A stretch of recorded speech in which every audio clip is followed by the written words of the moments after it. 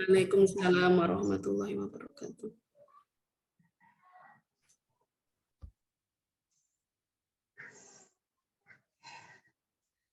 A'udzu billahi minasyaitonir rajim. Bismillahirrahmanirrahim. فحملته فانتبذت به مكانا قصيا فأجاءها المخاض إلى جذع النخلة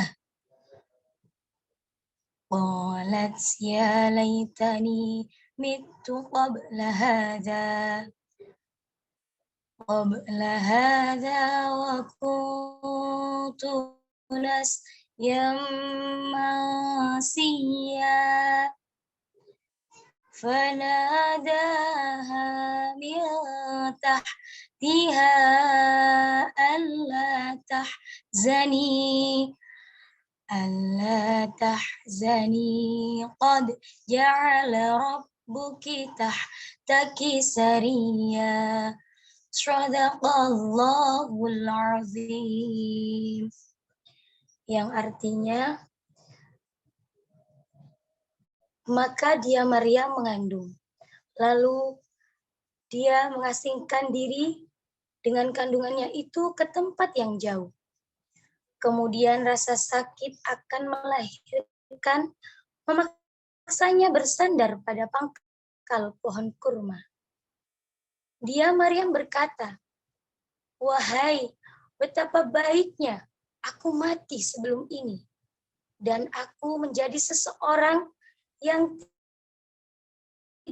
Maka dia Jibril berseru kepadanya dari tempat yang rendah, "Janganlah engkau bersedih hati, sesungguhnya Tuhanmu telah menjadikan anak sungai di bawahmu." Quran Surat Maryam ayat 22-24. Terima kasih. Wassalamualaikum warahmatullahi wabarakatuh. Waalaikumsalam warahmatullahi wabarakatuh. Matur suwun Ustazah Sofa atas bacaan tilawahnya. Semoga menambah kekuatan iman dan keberkahan bagi kita semuanya. Baik, tidak memperpanjang waktu, Ustadz Iman juga sudah hadir. Kegiatan berikutnya yaitu penyampaian materi tentang single parent why not. Ya. Ibu-ibu sekalian yang dirahmati Allah, pada materi ke-1 jangan ada dusta di antara kita, materi kedua toxic relationship, kemudian materi ketiga jangan materi ketiga menikah tidak untuk berpisah, dan kita tiba pada materi keempat single parent why not. Kondisi single parent tentunya bukan keinginan kita gitu ya, tapi takdir mungkin bisa membawa setiap orang atau beberapa di antara kita akan mengalami itu. Bagaimana menyikapinya, maka akan disampaikan oleh Ustadz Imron di sore ini, akan dipaparkan tentang materi single parent why not. Semoga semakin menjadi pencerahan bagi kita, terutama anggota sekolah ibu di Kota Pasuruan. Baik, monggo Ustadz Imron, waktu dan tempat kami persilahkan. Baik, terima kasih Ustazah Tari. Cek suara, apakah suara saya bisa didengar dengan baik oleh ibu-ibu semuanya? Alhamdulillah sudah, Ustaz. Oke, baik. Alhamdulillahirrahmanirrahim. Saya mulai. Bismillahirrahmanirrahim. Alhamdulillahirrahmanirrahim. Wassalatu wassalamu ala sayyidina Muhammadin wa ala alihi wa sahbihi ajmain. Nuhayyikum bitahiyatil Islam. Assalamualaikum warahmatullahi wabarakatuh. Waalaikumsalam warahmatullahi wabarakatuh. saya terus dan senantiasa berdoa agar ibu-ibu Salimah, persaudaraan muslimah Kota Pasuruan senantiasa dalam lindungan Allah Subhanahu wa taala dan limpahan keberkahannya. Demikian juga dengan seluruh peserta sekolah Ibu Partu ini yang hadir secara online pada saat ini, semuanya senantiasa diberikan kesehatan oleh Allah Subhanahu wa taala, senantiasa diberikan kemampuan untuk istiqomah menjalankan perintah-perintah Allah, menjauhi larangannya, senantiasa istiqomah dalam meneladani baginda Rasul Muhammad SAW, senantiasa istiqomah dalam berdakwah, menebar rahmah bagi ummah. Kira-kira seperti itu ya. Mengingat tadi disampaikan oleh Ustadzah Tari, memang banyak yang sakit di masa-masa perubahan musim atau pancaroba seperti saat ini. Dan sebenarnya saya baru juga ya agak ngedrop beberapa hari yang lalu. Alhamdulillah sekarang sudah agak mendingan, Ustazah. 2-3 hari ini sudah mulai membaik. Sebelumnya ya sama seperti yang lain, flu, batuk. Alhamdulillah. Suaranya Karena agak ini Ustaz, agak iya, kedengeran agak-agak nih. serak gitu. Iya betul. Karena pulang dari kampus naik motor hari Senin yang lalu itu dalam keadaan berpuasa dan hujan cukup deras sekali, dan di Kota Kediri ini barangkali saya perlu informasikan ada satu jembatan penghubung Kota Kediri bagian timur dan barat di atas Sungai Berantas itu yang diperbaiki. Jembatan Bandar Ngalim. Itu sebenarnya sangat padat itu, dan itu membuat sebenarnya saya bisa pulang ke rumah lebih cepat. Tapi gara-gara itu diperbaiki, dibongkar, saya harus muter lewat kota, dan itu menjadikan kehujanan saya semakin lama. Biasanya cuma 15 menit nyampe rumah, kemarin hampir 30-40 menit ya. Dan itu kehujanan ya. Akhirnya ya udahlah, bahasa orang Kediri masuk angin lah ceritanya itu ya. Tapi ala kulli hal, alhamdulillah karena kita saling mendoakan, dan mudah-mudahan juga seperti itu untuk umahat semua yang ada di sini, semuanya mudah-mudahan sehat. Selanjutnya begini ya, ini agak sedikit cerita nih bahwa ini karena kondisi hujan, kita juga maksudnya fokus mengantisipasi hujan ya. Terus terang tadi itu saya hampir lupa kalau sekarang agenda kita yang terakhir ya, di sesi keempat Sekolah Ibu Part 2 ini ya. Hampir lupa tadi itu. Kalau tidak diingatkan tadi jam 12, kira-kira saya akan minta ini diundur acara ini ya. Karena terus terang tadi saya, wah iya ya, belum menyiapkan materi secara khusus tadi itu. Tapi setelah diingatkan tadi lewat Bu Endang, ya langsung buka laptop sehingga langsung menyusun materi. Ya mudah-mudahan nanti bisa dipahami ya tentang tema yang akan kita bahas pada sore hari ini. Karena saya ini ya Bu Ustazah Tari biasanya seminggu sebelumnya mengingatkan ya. Ini tadi Ngapunten sangat Ustadz, karena se- kondisi. iya iya iya. Jadi diingatkan sejam sebelumnya, ya. Seminggu dengan sejam ya. 2 jam sebelumnya diingatkan. Waduh, ya saya pahamnya sejam ya. Berarti sebelumnya seminggu, sekarang sejam sebelumnya diingatkan. Jadi mohon maaf, ini adalah hasil persiapan saya sejam ya untuk menyampaikan materi tentang masalah single parent ini. Nah, oleh karena itu saya nanti begini, saya berharap Ustazah, Umahat, peserta yang hadir di sini, ibu-ibu, apa namanya, sedikitnya sudah punya gambaran tentang single parent sehingga kita nanti mungkin lebih banyak sharing saja ya. Karena saya pikir tema yang tadi diantarkan oleh Ustazah Tari tentang single parent tadi sudah pas dengan dikatakan bahwa sebenarnya ini bukan pilihan ya. Jadi kalau misalnya judulnya, sebentar saya share screen ya. Oke. Apakah saya sudah berhasil share screen, Ustazah? Ampun Ustadz, jelas nih. Ya, baik ya. Jadi kalau judulnya single parent, why not? Ini bukan berarti nanti single parent ini jadi pilihan ya. Single parent, why not? Ini tidak bermakna kemudian, oh kalau begitu kita bisa memilih single parent ya. Bukan ya. Tapi maknanya seperti yang tadi disampaikan oleh Ustazah Tari bahwa single parent ini adalah sebuah kondisi yang sebenarnya semua pasangan tentu tidak berharap ini terjadi. Ya, kalau butuh ada yang memilih, mungkin jumlahnya sedikit kali ya. Ya, mungkin di negara-negara yang lain lah ya, atau di situasi yang lain. Tetapi sebenarnya kita semua berharap ini tidak terjadi. Tapi kalau ini kemudian terjadi, sebagaimana tadi sudah diingatkan, barangkali ini bagian dari kehidupan yang telah Allah takdirkan kepada sebagian kita, maka kita harus bisa menerimanya. Why not? Why not di sini berarti dalam arti kita siap untuk menghadapinya. Jadi menurut saya ini ya maksud judul single parent why not. Sehingga single parent atau keadaan menjadi orang tua tunggal adalah keadaan yang tentu tidak diinginkan, tidak diharapkan. Atau dengan kata lain ini sebagai sebuah semacam kemalangan, musibah, situasi yang tidak mengenakan atau menguntungkan, yang itu hampir mirip dengan situasi-situasi keluarga yang tema-tema sebelumnya kita bahas.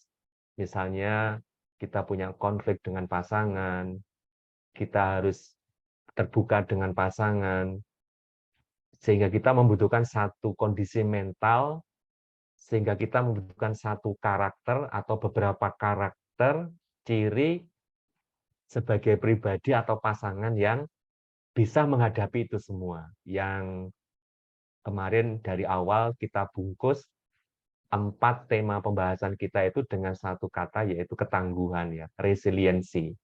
Jadi ini bagian dari tema menjadi orang tua tangguh ya, menjadi pasangan tangguh, menjadi orang tua tangguh, menjadi keluarga tangguh. Nah, jadi menurut saya ke sana ya. Jadi single parent situasi ini tidak kita harapkan tidak menjadi pilihan kita, tetapi kalau ini menjadi bagian dari kehidupan kita yang Allah tentukan, ya kita akan hadapinya dengan sebaik-baiknya. Sehingga single parent, kenapa tidak? Ini bagian dari kita menjadi orang-orang yang resilient atau tangguh. Sebagaimana kemarin sudah saya ingatkan, bahwa pengertian tangguh itu bukan berarti kemudian kita tidak merasa sakit, ya, tidak merasa bersedih, susah, dan sebagainya. Kita mengalami kemalangan-kemalangan itu atau hal-hal negatif yang lain. Tetapi orang yang tangguh itu adalah terhadap situasi malang, terhadap situasi negatif, kesakitan itu, mereka bisa beradaptasi. Mereka bisa menyesuaikan kondisi itu. Nah, maka nanti semangat atau tema kita membahas single parent adalah ke sana, yaitu menjadi orang tua tangguh dalam keadaan apapun. Oleh karena itu, dalam waktu seperti biasa, 1 jam ke depan, ini akan kita bahas 3 hal ini, memahami apa itu orang tua tunggal. Seperti tadi disampaikan, barangkali umahat yang ada di sini sudah pada memahami ya sebenarnya, tapi nanti kita coba segarkan kembali ya, yang dimaksud orang tua tunggal dalam pembahasan kita ini apa. Kemudian saya coba mengajak para umahat yang ada di sini untuk mencari inspirasi tentang orang tua tunggal dalam Al-Quran. Yang kebetulan tadi, tentu ini by design juga, Ustazah Sofa tadi membaca salah satu ayat dalam Al-Quran yang berkisah tentang salah satu cerita ibu tunggal ya di dalam Al-Quran, Ibunda Maryam. Dan nanti kita akan lihat dari ibunda-ibunda yang lain dalam Al-Quran. Sehingga nanti kita bisa punya inspirasi tentang bagaimana memaksimalkan peran orang tua tunggal itu di pembahasan yang terakhir. Seperti itu insya Allah yang akan kita bahas. Baik, yang pertama, Ustazah sekalian yang dirahmati Allah Subhanahu wa taala, tentang single parent. Bagaimana kita memahaminya? Ada sebuah buku yang membuat pengertian atau definisi tentang single parent seperti ini. Single parenting means one person managing the affair of a family without the benefit of a partner. Single parent atau orang tua tunggal atau pengasuhan tunggal itu dimaksud adalah satu orang yang mengelola permasalahan satu keluarga tanpa adanya bantuan dari seorang pasangan. Jadi yang kita pahami berarti di sini single parent itu adalah keadaan di mana orang tua, dalam hal ini dia tidak mempunyai pasangan, sehingga ini bisa laki, bisa perempuan ya, begitu. Di mana mereka harus mengelola atau memanage urusan keluarga semuanya. By he or herself, oleh dirinya sendiri ya, baik laki maupun perempuan. Kemungkinan seperti itu. Nah itu ya, jadi penekanannya adalah satu orang saja menangani masalah keluarga, masalah nafkah, masalah pengasuhan, masalah komunikasi masalah komunikasi dalam keluarga, dengan luar keluarga, dan sebagainya, tanpa hadirnya pasangan. Nah, memang yang menarik nanti sebenarnya kalau dibanding single parent antara bapak dan ibu lebih banyak mana? Tadi sebenarnya saya sudah siapkan, cuma dalam waktu 1 jam harus mengedit satu jurnal ya. Saya ampun, enggak sempat, hanya sempat membaca saja, memang 80-90% single parent itu yang banyak dialami atau dilakukan oleh ibu ya. Seperti itu yang bisa saya dapat tadi itu. Jadi one person managing the affairs of family without benefit a partner, ini bisa laki bisa perempuan, tetapi yang dominan adalah ibu yang banyak terjadi. Oke. Sebentar ini. It happen when spouse, jadi single parent atau orang tua tunggal itu terjadi ketika seorang pasangan, nah ini dia penyebab-penyebab nanti disebut sebagai single parent. Situasi-situasi disebut dengan orang tua tunggal itu. Yang pertama, away for an extended period of time. Berpisah untuk waktu yang cukup lama. Di dalam artikel ini disebutkan contohnya adalah orang yang military service ya, berarti tugas militer ya. Nah, ini sebenarnya untuk menggambarkan tentang bagaimana orang tua tunggal itu bisa disebutkan bagi mereka yang salah satu pasangan utamanya biasanya adalah bapak ya, laki itu mendapat tugas, mendapatkan pekerjaan yang menyebabkan dia tidak bisa bersama dengan pasangan atau istrinya. Contohnya militer. Nah, nanti bisa diluaskan ya, mungkin bekerja di tempat yang jauh, long long distance relationship. Nah, itu ya istilah anak mudanya seperti itu. Away for an extended period of time. Tuh, yang kedua, when a family experience a divorce. Keluarga yang mengalami divorce ya, perceraian, itu juga adalah penyebab tentang orang tua tunggal. One parent do not marry and one parent choose to raise children. Jadi perceraian bisa menjadi penyebab orang tua tunggal.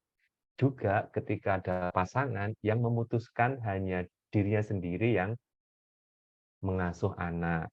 Atau yang ketiga, ketika satu pasangan itu meninggal ya. Ini berarti yang janda atau duda itu. Sehingga kalau disimpulkan kayak begini nih. Penyebab orang tua tunggal itu bisa karena perceraian, kematian, tidak ada pasangan, atau mengalami hidup yang terpisah dengan pasangan. Jadi ini situasi-situasi yang memungkinkan disebutnya orang tua tunggal. Tadi sebenarnya saya mau mencari datanya yang paling banyak yang mana ya? Apakah karena perceraian, kematian, tidak ada pasangan, hidup terpisah dengan pasangan tentang orang tua tunggal.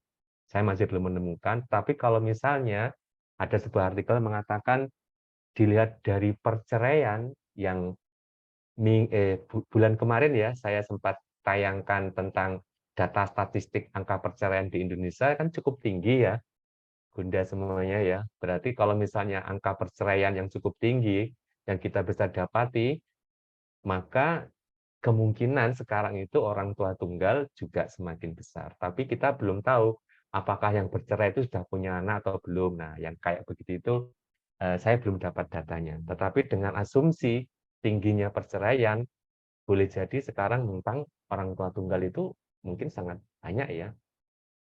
Kematian apalagi kemarin selama pandemi itu ya, itu kan banyak sekali angka kematian yang menyebabkan banyak orang mengalami perpisahan ya antara ayah dengan ibunya dan seterusnya.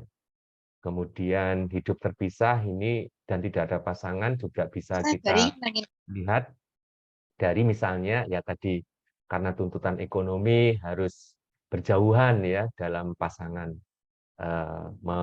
membina rumah tangga. Seperti itu. Oke, lanjut. Nah, akhirnya dengan situasi yang seperti tadi tentang jumlah single parent yang ya mau nggak mau sepertinya harusnya bertambah ya dan semakin banyak. Di artikel ini disebutkan ya, artikel ini ditulis oleh Bob Algozin pada tahun 95. Akhirnya single parenting itu sekarang is common and accepted in today's society. Kata si Bob Algozin ini, akhirnya ya dengan situasi yang seperti sekarang, tatanan sosial masyarakat kita dan kejadian-kejadian terakhir seperti itu, maka single parent is common, menjadi hal yang biasa dan accepted in today's society, diterima. Jadi menjadi bagian single parent itu, sehingga akhirnya boleh jadi ini nanti akhirnya ya itu why not tadi itu muncul di sini, kenapa tidak ini seolah-olah menjadi sebuah pilihan, tapi sebenarnya tadi kita tekankan jangan sampai menjadi pilihan begitu ya. Tapi disampaikan di artikel ini secara fenomena sosial, akhirnya kita melihat menjadi hal biasa orang dengan keadaan single parent dalam keluarganya. Single parent bagaimana juga face many concerns that are often menghadapi berbagai masalah yang biasanya berhubungan dengan ekonomi, sosial, emosional, dan praktek dalam pengasuhan. Jadi banyak sekali penelitian-penelitian yang menjelaskan tentang dampak-dampak. Saya juga sudah menduga umahat, ibu-ibu yang ada di sini juga bisa menduga ya dampak kalau misalnya seorang itu maksudnya seorang anak ya diasuh hanya oleh orang tua tunggal. Beberapa waktu yang lalu saja saya sempat sampaikan bahwa jika anak itu diasuh tidak bersama antara dua orang itu ya tidak akan maksimal proses tumbuh kembangnya ya. Tidak hadirnya ayah misalnya seperti itu yang disebut father hungry itu akan berpengaruh kepada tumbuh kembang anak dan seterusnya. Namun demikian, nanti kita akan lihat bahwa hal seperti itu sebenarnya adalah sesuatu yang akhirnya wajar menjadi sebuah problem yang dihadapi oleh single parent. Yang dirasakan diantaranya adalah masalah ekonomi sosial, perasaan terisolasi, merasa kesendirian, adanya tidak punya kemampuan mengasuh anak, masalah hak asuh, masalah seksual. Ini adalah pernik-pernik yang biasanya dihadapi oleh orang tua single atau orang tua tunggal itu, gitu ya. Jadi kita bisa membayangkan ya bagaimana dengan sendiri itu pastilah ada masalah ekonomi, merasa ya harus sendiri semuanya di apa ditangani gitu ya, menghandle sekian banyak permasalahan rumah tangga sehingga seolah-olah sendiri, merasa sendiri atau terisolasi. Terus perasaan-perasaan akhirnya ya tidak berdaya dengan kemampuan mengasuh anak. Nah, dari sini nanti ustazah semua umahat nanti akan memang muncul ya konsep-konsep berkaitan dengan apa namanya nuklis family ya, keluarga inti, kemudian ada blended family, ada forced family dan sebagainya, yaitu akhirnya ada strategi akhirnya pengasuhan dilakukan oleh banyak orang dan seterusnya itu ya. Jadi ada blended family, yaitu bagaimana anak itu akhirnya diasuh juga oleh mertua dan sebagainya. Nanti dari sini ketidakmampuan ini akan muncul solusi-solusi seperti itu.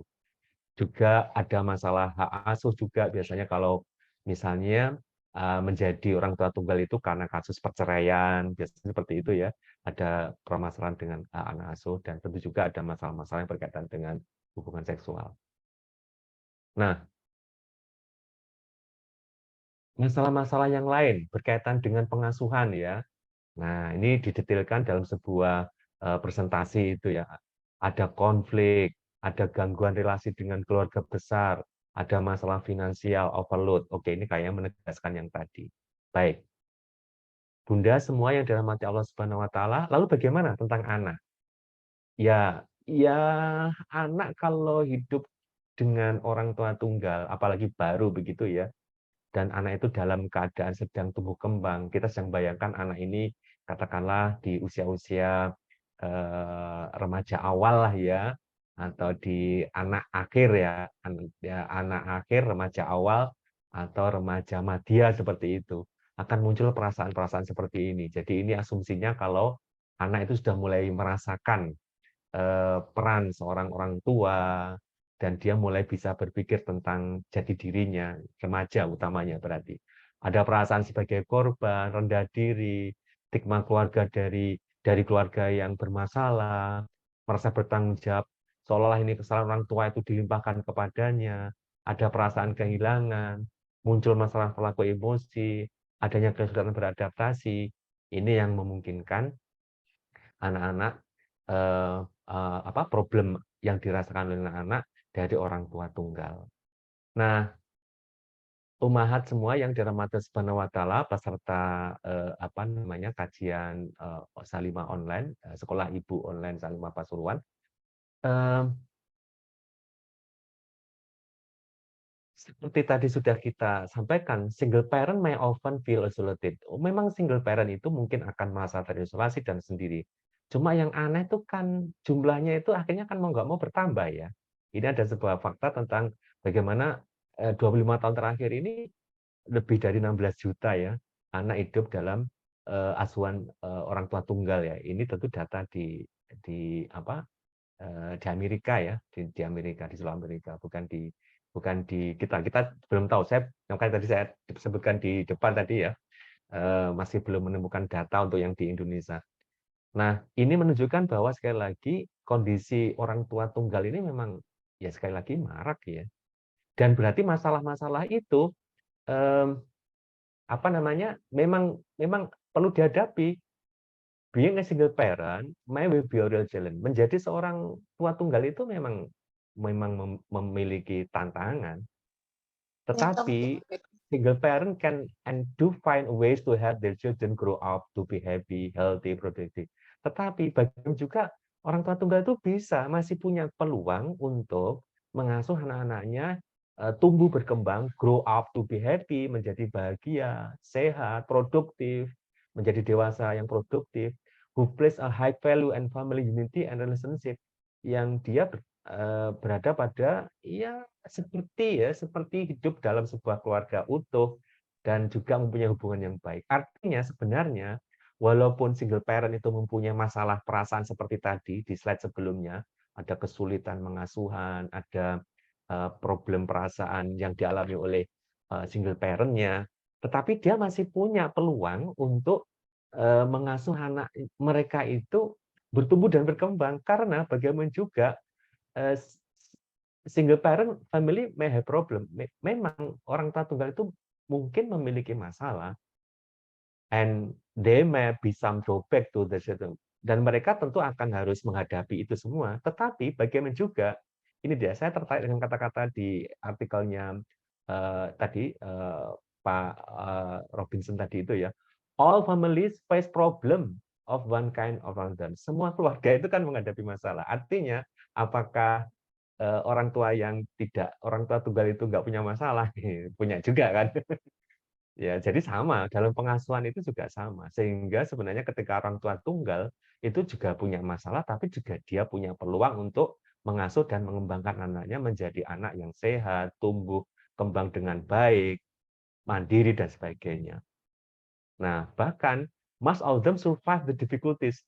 Bahkan ini hampir sebagian besar orang tua tunggal itu malah berhasil ya menghadapi kesulitan-kesulitan ketika mereka menjadi orang tua tunggal, ya justru dengan mereka orang tua tunggal justru fight, justru malah lebih apa namanya lebih semangat, itu lebih percaya diri ya, come out stronger, lebih kuat ya, ya berdasarkan pengalaman mereka ya, seperti itu ya. Jadi seolah-olah karena pertama 2 orang, sekarang tinggal 1 orang, dan berpikir, wah saya harus bekerja lebih keras lagi. Nah akhirnya dia lebih sabar, lebih resilience, sehingga ini dilihat oleh anaknya, dan anaknya semakin percaya kepada orang tuanya dan semakin bangga, sehingga tidak jarang akhirnya orang tua tunggal itu justru melahirkan anak-anak yang sukses. Nah itulah akhirnya why not ya, kenapa tidak kan gitu ya.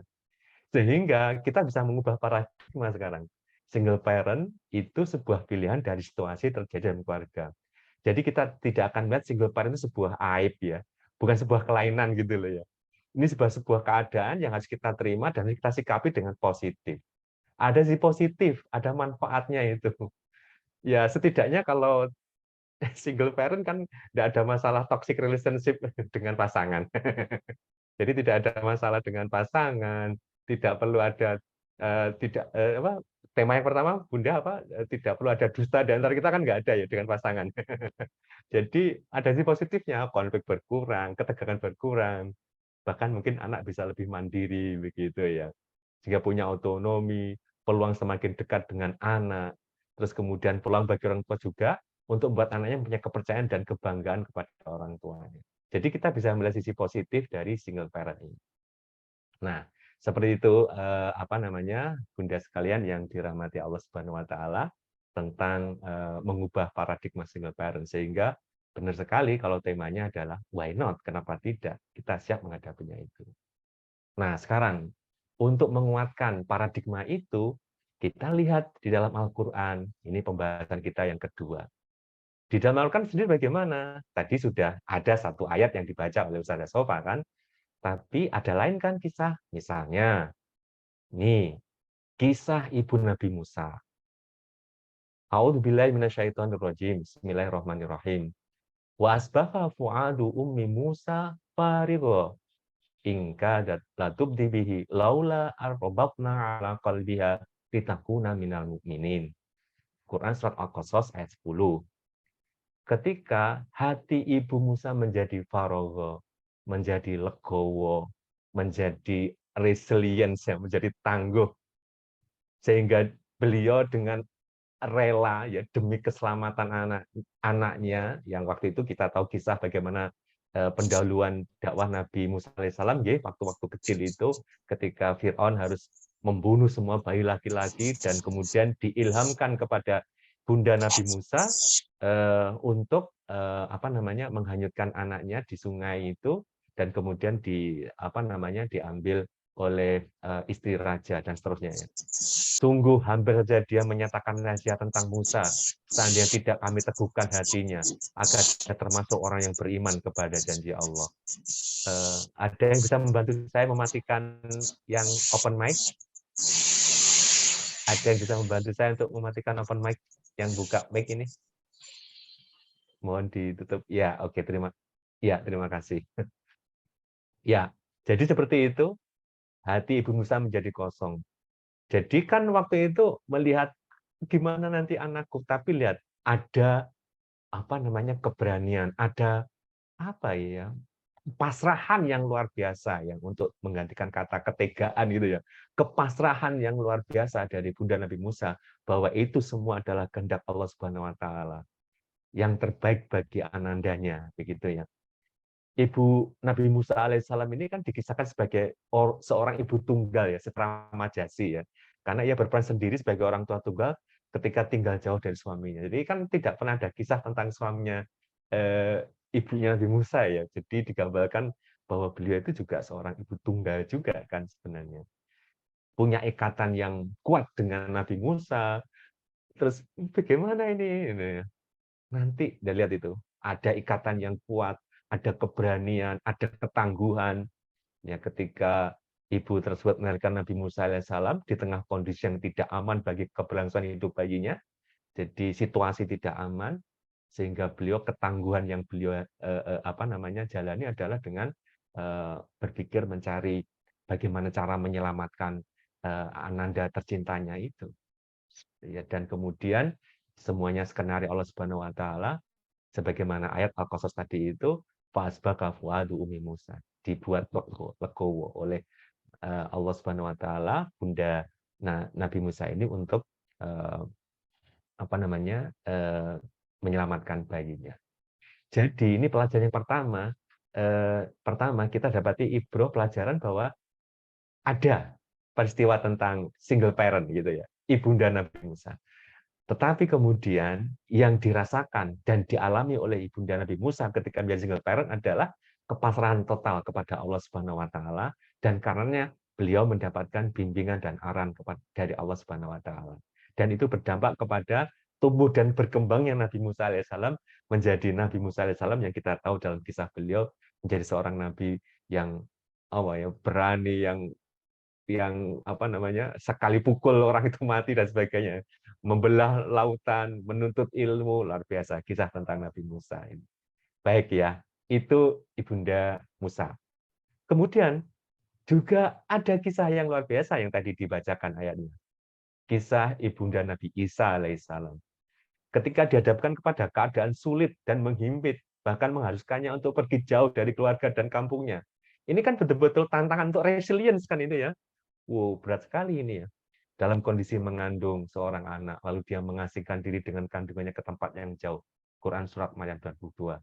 Kemudian Maryam alaihissalam kemudian sendirian dalam penderitaan dan kesakitan dan kekhawatiran, seperti para ibu tunggal yang lain yang merasa penderitaan yang luar biasa, sakit, khawatir. Ya, ingat ya, tadi resiliensi itu tidak kemudian kebal terhadap rasa sakit ya, dan mempunyai rasa sakit, mempunyai rasa derita, khawatir. Tapi lihat bagaimana Maryam, Bunda Maryam alaihissalam ini kemudian mengatasi itu semua. Cemoohan masyarakat setelah mengetahui dirinya melahirkan tanpa memiliki suami. Dalam sakitnya melahirkan seorang diri, dia meratapi, wahai betapa baiknya aku mati sebelum ini, dan aku menjadi seorang yang tidak diperhatikan dan dilupakan. Quran Surat Maryam 23. Betapa beratnya penderitaan. Pasrahnya yang luar biasa kepada Allah Subhanahu wa taala. Kemudian fa'aja ahal mahadu ila jid'in nahlati qalat ya laitani mitu qabla hadza wa kuntu nasiyan mansiya tadi itu. Maka adalah baiknya aku masih, dan kemudian aku menjadi barang yang tidak berarti lagi dilupakan. Tapi kemudian turunlah malaikat tadi itu, ayat selanjutnya tadi itu ya, yang kemudian dengan arahan dari Allah Subhanahu wa taala melalui malaikat, Bunda Maryam alaihissalam menggerakkan kakinya, menjejakkan kepada batang pohon kurma, kemudian berjatuhanlah kurma itu, dan kemudian makanlah Bunda Maryam kurma itu, dan kemudian proses kelahiran terjadi, dan kemudian lahirlah Nabi Isa alaihissalam yang kita tahu bagaimana kemudian beliau menjadi nabi yang luar biasa, bahkan sempat dijadikan Tuhan oleh sebagian umat waktu itu. Ya, seperti itu ya kisah Bunda Isa, kisah bundanya Nabi Isa alaihissalam, seorang ibu tunggal juga luar biasa, pasrah kepada Allah Subhanahu wa taala, akhirnya mendapat pertolongan dari Allah Subhanahu wa taala. Lalu gimana kita dapat inspirasi yang lain dari Quran? Nah, ada lagi kisah Ibunda Siti Hajar. Kalau ini tentu Anda bisa menduga, ini kisah tentang Ibunda Siti Hajar itu memang tidak bersama suami. Ini tipe suami yang tadi itu ya, tipe suaminya perjalanan jauh, kan begitu kan? Sehingga ya bagaimana Ibrahim alaihissalam harus meninggalkan Ibunda Siti Hajar sendirian di tempat yang luar biasa susahnya. Rabbana inni askantu min dzurriyyati biwadin ghairi dzi zar'in inda baitikal muharrami rabbana liyuqimus shalah faj'al af'idatan minan nasi tahwi ilaihim warzuqhum minas samarati la'allahum yashkurun. Ya Tuhan, sesungguhnya aku telah menempatkan sebagian keturunanku di lembah yang tidak mempunyai tanaman di sekitar rumah Engkau, Baitullah yang terhormati. Ya Tuhan, demi itu agar mereka melaksanakan salat, maka jadikanlah hati sebagian manusia cenderung kepada mereka, dan mereka rezeki dan Tuhan, dan mereka bersyukur. Ini doa Nabi Ibrahim alaihissalam. Jadi bagaimana kemudian ini berarti ada ibroh peran suami ketika nanti dalam perjalanan dia mencari pekerjaannya ya, mencari nafkah di tempat jauh, itu berpesan kepada istrinya untuk ya bersabar menghadapi situasi, dan dia senantiasa berdoa kepada Allah Subhanahu wa taala, keluarganya senantiasa dilindungi kan begitu. Nah, kita lihat selanjutnya. Salah satu tafsir ya ini, tafsir ya. Mengutip sedikit percakapan Siti Hajar dan Nabi Ibrahim. Mengetahui sekelilingnya yang tidak ada tanaman dan sumber air, Siti Hajar kemudian bertanya kepada Ibrahim ketika mau pergi ditinggal itu ya, untuk melaksanakan tugas kenabian. Ini kepada siapa saya harus berpasrah? Sebuah pertanyaan yang wajar yang muncul dari kekhawatiran seorang ibu terhadap anak yang masih kecil, Nabi Ismail alaihissalam. Nabi Ibrahim jawab, berpasrahlah kepada Allah. Lalu kemudian Nabi Ibrahim membaca doa yang tadi itu, yang di Quran surat Ibrahim ayat 37 ini. Nah, itu ya, yang semua dirahmati Subhanahu wa taala tentang kisah single parent-nya Bunda Siti Hajar kan kemudian ditinggal Nabi Ibrahim alaihissalam.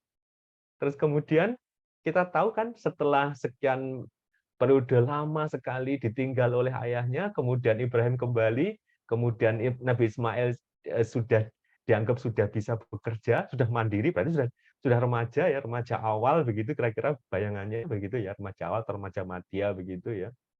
Terus kemudian kita tahu kepribadian dari Nabi Ismail salam yang memiliki keimanan yang teguh, kuat terhadap Allah, sehingga siap dengan perintah berkorban. Bayangkan, lama nggak ketemu dengan ayahnya, tiba-tiba ketemu Ibrahim AS mendapat perintah untuk menyembelih Ismail AS. Kemudian terjadi dialog yang luar biasa, yang kita tahu ini juga prinsip parenting juga. Nah, ya bunayya, ini arafil manami ani atbahuka fangdur madza tara. Bagaimana engkau wahai anakku? Aku mendapat perintah untuk menyembelih kamu. Bagaimana pendapatmu? Ya abatif al-matukmar, satajiduni insyaallahu minas sabirin. Wahai Allah, wahai ayah, laksanakanlah perintah Allah itu. Mudah-mudahan aku menjadi orang yang sabar. Ini kan kepribadian yang luar biasa. Pertanyaannya, kan Nabi Ibrahim kan nggak membersamai. Dan dua orang ini, Bunda Siti Hajar dan Ismail AS itu berada di sebuah keadaan yang sangat gersang loh ya, tandus. Tapi kenapa Ismail alaihissalam bisa menjadi sosok pribadi yang luar biasa? Pertanyaannya adalah, siapa yang mengajari dan membimbingnya? Ya, jawabannya adalah ibunya. Ibu Nabi Ismail alaihissalam, single parent. Jadi walaupun tidak disamai oleh suaminya, tetapi Ibunda Siti Hajar mampu mendidik Ananda Ismail alaihissalam menjadi seorang pribadi. Diajarkan kepada Ismail siapa ayahnya, apa tugas ayahnya, ditanamkan keimanan tauhid kepada Ismail alaihissalam. Dan kita tahu bagaimana dari Ibunda Siti Hajar ini, melalui Nabi Ismail alaihissalam ini, kemudian turunlah nabi-nabi sampai kepada baginda Rasul Nabi Muhammad SAW. Kan begitu. Ya, luar biasa ya. Keren. Jadi setidaknya saya mendapati 3 ini ya. Persiapan cuma 1 jam ya. Sudah dapat 3. Mungkin ada lagi yang nanti ya, bunda-bunda yang lain. Tapi dari 3 bunda di Amkan ini kan semuanya bunda dengan single parent semua ya, subhanallah ya. Dan akhirnya kita semakin yakin bahwa kalau kemudian kita menghadapi, kalaupun toh di sini ada yang kemudian mengalami situasi, akhirnya menjalankan peran sebagai single parent, kita akan semakin optimis. Nah, akhirnya kita tambah yang terakhir. Nah, ini misalnya tadi ya, kesimpulannya Al-Quran menampilkan kisah-kisah ibu tunggal itu sebagai wanita-wanita yang beriman dan percaya kepada Tuhannya. Mereka menjalani perjuangan dengan ikhlas, disertai ketaatan dan keimanan kepada Allah Subhanahu wa taala. Mereka memiliki keberanian besar dalam perjuangannya. Mereka memiliki komitmen yang kuat di jalan yang Allah berikan. Kita bisa pahami, para ibu tunggal ini memiliki karakter yang berani, percaya diri, teguh, dan komitmen. Dan ini semua adalah karakter-karakter ibu tangguh. Maka saya bisa katakan kira-kira seperti ini. Kesimpulan sementara saya, ibu-ibu tunggal ini ya, single parent ini sebenarnya adalah contoh-contoh spesifik tentang parenting resilient ya. Orang tua yang tangguh itu ya contohnya para ibu orang-orang tunggal ini. Ketika mereka bisa survive, nanti mendidik anaknya, mengasuh anaknya, membimbing anaknya, membesarkan anaknya gitu ya. Ketika dia harus mandiri sendirian untuk melakukan itu semua. Nah, beberapa potong kisah ibu tunggal inspiratif yang dimodel Al-Quran ini memberikan motivasi dan harapan untuk menjalani hari-hari dengan kualitas hidup yang lebih baik. Jadi, sekali lagi, ini bukan pilihan. Tetapi kalau kemudian ini kita alami, ingat, kita bisa ingat kisah-kisah inspirasi di dalam Al-Quran ini. Oleh karena itu, bagian yang ketiga, lalu bagaimana kita bisa memaksimalkan peran sebagai orang tua, why not? Ya oke, ya oke, kita laksanakan single parent ini. Lalu bagaimana caranya? Ya, Dari banyak hal tadi kita bisa simpulkan beberapa hal. Ini saya dapat juga dari beberapa artikel. Ya, yang pertama, jika itu harus kita alami menjadi orang tua tunggal itu karena ditinggal pasangan, maka usahakan mengikhlaskan yang sudah tiada. Belajar terus untuk mengikhlaskan, optimisme. Kalau di resiliensi itu kemarin kan ada optimisme ya, optimisme tentang masa depan. Kemudian ada selfifikasi, yakin kepada diri bahwa kita bisa mengatasi masalah. Ikhlaskan. Kemudian meningkatkan ketaatan kepada Allah, meningkatkan ibadah, kemudian meningkatkan ikhtiar atau usaha, terus senantiasa mengambil pelajaran kenapa harus seperti ini. Jadi ada perenungan. Kalau nggak salah kemarin salah satu sifat resilient itu adalah kemampuan seseorang untuk menganalisa problem atau masalah. Dan oleh karena itu dia bisa mencari solusi, mencari jalan keluar atas situasi yang ia hadapi. Kemudian, nah ini, bersyukur, bersabar, dan bertawakal. Bersyukur bersabar, ini konsep resiliensi yang beberapa waktu yang lalu sebenarnya saya sudah sempat sisipkan ya, yang nanti insya Allah di sesi terakhir ketika kita offline, mungkin kita akan jadikan kesimpulan ya, bahwa sebenarnya ada sebuah hadis yang luar biasa tentang resiliensi ala Rasulullah SAW ya, ajaban di amril mukmin innahu lahu khair. Ajaib kehidupan yang beriman itu bahwa sesungguhnya bagi orang yang beriman itu seluruh kehidupannya adalah kebaikan, kemudian ketika mendapatkan kenikmatan bersyukur, ketika mendapatkan musibah bersabar. Nah, ketiga hal itu nanti kita akan bahas di sesi offline ya, insya Allah, menuju family resilience. Nah, bersyukur dan bersabar ya, syukur masih diberi kesempatan untuk menjalani kehidupan, bersabar, membersamai anak, mengasuh anak, menjalani kehidupan, beribadah kepada Allah Subhanahu wa taala dan memasrahkan diri kepada Allah Subhanahu wa taala. Nah, ini prinsip dasarnya. Nah, kalau teknisnya bagaimana? Oh, banyak sekali ya teknisnya dan mohon maaf saya belum bisa menerjemahkan dan merangkum dari artikel ini, Bunda. Banyak sekali. Ini artikel tentang bagaimana agar kita menjadi single parent yang efektif ya. Ada misalnya menerima tanggung jawab, mencari solusi, optimis, mengenal kesulitan ada di apa, membuat perencanaan, terus melakukan kebiasaan-kebiasaan yang baik, tetap komit terhadap keluarga, menciptakan komunikasi yang lebih baik kepada anak, terus kemudian mengelola rumah dengan baik, manajemen rumah. Terus kemudian jangan lupa untuk take care of themselves, jadi self care, memperhatikan diri juga. Jadi jangan self care ya, istilahnya take care of themselves itu artinya self care itu adalah peduli kepada diri sendiri, artinya memperhatikan jangan sampai dirinya itu ya terpuruk, baik kesehatan fisiknya maupun psikisnya ya, jangan sampai misalnya ya kesehatan fisik ya, jangan sampai terlalu lelah. Jadi istirahat yang cukup, terus kemudian berolahraga untuk menjaga kesehatan, ya begitu ya. Gizinya juga cukup. Kalau dari aspek psikis, ya usahakan tidak mengalami stres, ya tidak mengalami frustasi. Berarti ya sesekali misalnya ya, berhibur diri dengan anak-anak, misalnya seperti itu ya. Mencari silaturahmi dengan keluarga besar dan seterusnya. Take care of the self. Encourage, mendorong diri sendiri. Terus kemudian successful single parents encourage their children to develop healthy relationship, mendorong anak-anak mengencourage itu ya, memotivasi ya, mendorong anak-anak untuk sukses menghadapi masa depannya. Make the most of time spent together, jadi membersamai sisa anggota keluarganya itu. Nah itu ya. Terus lalu bagaimana ininya? Wah, ini banyak teknisnya banyak banget lah. Kalau misalnya dengan anak ya secara umum sih kalau komunikasi dengan anak ya hampir sama ya. Kalau misalnya nih kasusnya misalnya menjadi single parent, kalau misalnya spesifik nih, kalau sebabnya karena bercerai, maka bagaimana?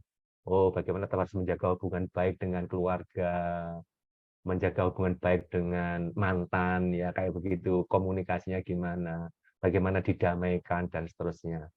Oke ya. Ini ada tips-tipsnya di situ ya. Lalu bagaimana kalau misalnya in the case of death, kalau misalnya menjadi single parent, kalau pasangannya itu meninggal, itu ada tips-tipsnya di sini misalnya menceritakan tentang ayahnya, tentang agar anak-anaknya bangga terhadap ayah, ya. Dan seterusnya. Kayak di sini ada detail urainya di sini ada. Nah ini ya, anak bukan di medan perang orang tua, anak sebagai perantara, menyimpan kesalahan mantan, sadari pola asuh yang berbeda, jadikan kunjungan pasangan menyenangkan buat anak, informasikan pasangan mengenai hal yang terkait dengan anak, berjanji Anda tidak mengabaikan anak. Ini bab kalau misalnya menjadi single parent, kalau sebabnya divorce, ya, perceraian. Nah, misalnya kalau single parent karena perang, ya, di luar tugas, bantu anak punya ikatan dengan anggota yang keluarga, yang pahami setiap orang punya cara merespon kesepian, bahwa Anda selalu ada, ingatkan bahwa ya ayah sedang bertugas, sekarang sama ibu di sini. Terus kemudian perlu juga minta bantuan orang lain juga. Terus kemudian apalagi nih, libatkan anggota keluarga yang lain juga, terusnya ya kayak begitu. Terus kalau misalnya ini terakhir ya, single parent sukses ya. Ini sifat-sifatnya ya ada tanggung jawab, senantiasa mencari solusi, mengenali masalah, ada planning. Tadi ya, singkat yang tadi itu. Karakter of social Dr. Stephen Duncan, yaitu yang tadi. Yang kesimpulan yang tadi itu, yang bahasa Inggris tadi itu. Perhatikan kesehatan dan emosi, mendidik anak menjadi generasi yang sehat, luangkan waktu bersama anak. Nah, insya Allah ini bagian agar kita menjadi orang tua tunggal yang efektif ya, yang berhasil. Insya Allah seperti itu. Tentu semuanya kita bungkus dengan tadi itu prinsip dasar tadi itu, semakin mendekatkan diri kepada Allah, pasrah kepada Allah Subhanahu Wa Taala. Nah, seperti itu ibu-ibu sekalian dirahmati Allah Subhanahu Wa Taala tentang single parent, why not gitu ya. Mohon maaf, Ustazah, terburu-buru tadi. Tapi setidaknya itu ya idenya kalau mau kita simpulkan, single parent sekali lagi dia sebenarnya bukan pilihan. Tetapi kalau misalnya itu kita mendapatkan itu sebagai takdir Allah Subhanahu wa taala, why not kita terima. Nah, single parent itu bisa karena jauhnya hubungan antara suami istri, bisa karena perceraian, bisa karena meninggal atau tinggal mati pasangan, begitu ya. Nah, sehingga kita harus tetap bisa survive. Bagaimana menyikapinya? Sebenarnya banyak inspirasi. Di dalam Al-Quran ternyata banyak ya inspirasi ibu tunggal.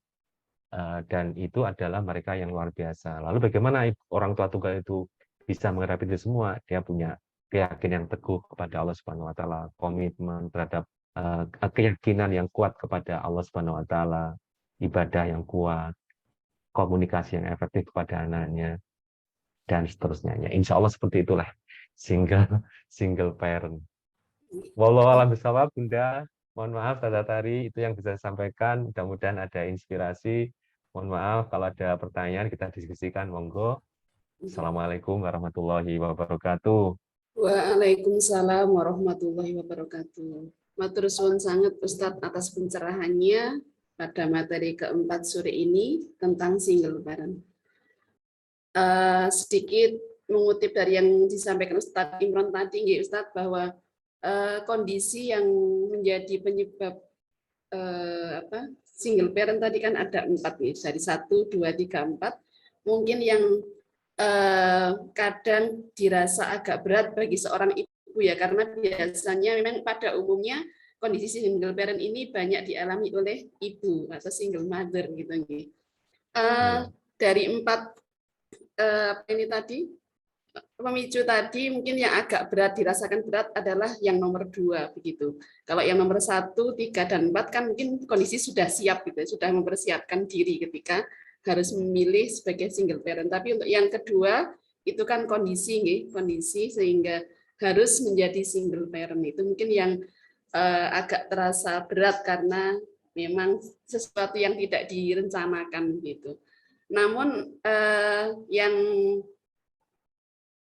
saya temui begitu seperti yang tadi diceritakan Ustadz tentang kisah Bunda Hajar, insya Allah di sekitar kita juga ada yang berhasil ya begitu dalam kondisi single parent, putra putrinya masih kecil-kecil ketika itu harus dialami, memang mungkin awal-awalnya harus banyak beradaptasi, berat ya. Tapi alhamdulillah dengan kegigihan dan kekuatannya sehingga bisa justru bahkan bisa mengantarkan putra-putrinya meraih kesuksesan ketika sudah dewasa.